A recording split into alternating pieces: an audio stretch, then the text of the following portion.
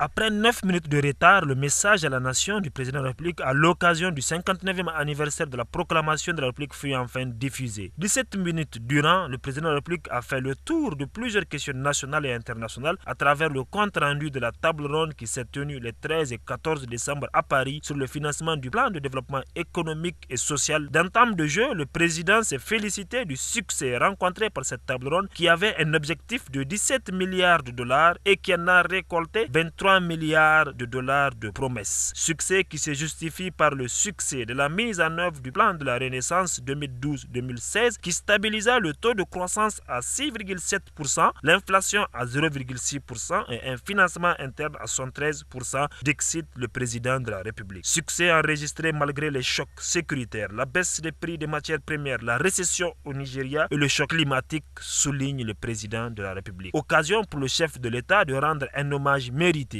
aux forces de défense et de sécurité qui assurent la paix, la sécurité et la stabilité, en dépit du fait que le Niger soit exposé aux menaces du terrorisme qui obligent ailleurs les puissances occidentales à se coaliser. Le président ne manqua pas de relever que les renseignements, la formation et l'équipement constituent les besoins actuels de nos armées. En outre, il témoigne que la pauvreté est rurale et féminine au Niger et ambitionne pour ce faire d'atteindre la fin zéro en 2021. Assurer l'accès des femmes à tous les postes, réaliser l'électrification des villages, l'école gratuite et obligatoire. Reconnaissant que 115% de la population a moins de 25%, le président de la République affirme que toutes les priorités doivent concourir à la création d'emplois. Enfin, il s'engage d'abord à assurer la lutte contre la corruption, à garantir l'ordre de la liberté, à renforcer l'état de droit et la justice. Cependant, la beauté des mots, de l'image et du discours qualifiés de creux n'ont pas suffi pour éclipser les sous-tendus, les non-dits et les contrastes. Au nombre des non-dits, on relève le silence criard du chef de l'État sur la situation des 39 Nigériens enlevés à Ingelewa. Des femmes et des enfants qui se retrouvent dans les geôles des terroristes, dont les familles et les Nigériens prient et crient leur libération. En pareille circonstance, des résultats et un soutien sincère étaient attendus du chef de l'État. Autre silence radio, la situation des populations de Difa, contraintes au déplacement et à la psychose où on est tant à la sécurité dans cette zone. À cela s'ajoute le silence sur la situation académique délétère qui pousse les étudiants à assiéger la direction générale de la comptabilité et du trésor. Qu'en est-il de la situation des spécialistes du système sanitaire? Contraste, oui, il y en a plusieurs. Premier contraste, le président de la République soutient que le succès de la table ronde prouve que le Niger a retrouvé sa crédibilité. L'a-t-il donc perdu? Est-ce un aveu de reconnaissance du rapport de la Banque mondiale sur le Niger? Deuxième contraste, le président précise que le gouvernement s'est fixé objectif la réduction du coût des transports et de l'énergie. Alors même que dans la loi de finances 2018, il est fait état de nouvelles taxes sur le transport et l'énergie. Taxes de nature à aggraver les coûts des transports et de l'énergie, contrairement à ce que soutient le président de la République. Troisième constat, le président de la République, se félicitant du succès du plan de la Renaissance 2012-2016, informe que les priorités de ce plan sont reconduites pour le plan 2017-2020. Ce qui signifie que les priorités n'ont pas changé. Que signifie alors le succès? La liste est longue. Intéressons-nous aux sous-tendus, dont le plus criard est le refus du chef de l'État de faire un bilan de gestion après près de 2 ans de gestion. En effet, il dit: j'espère faire un bilan positif à l'occasion du 60e anniversaire. Est-ce à dire que le Niger a connu une année blanche sur le plan économique, social, politique et qu'il faut compter sur les promesses de 23 milliards pour commencer la modernisation sociale tant promue par le président? Un discours bref et creux pour l'occasion, mais philippique est long pour sa teneur qu'en n'ayant pas évoqué les questions brûlantes comme celle de la loi des finances et ses mesures décriées par les populations.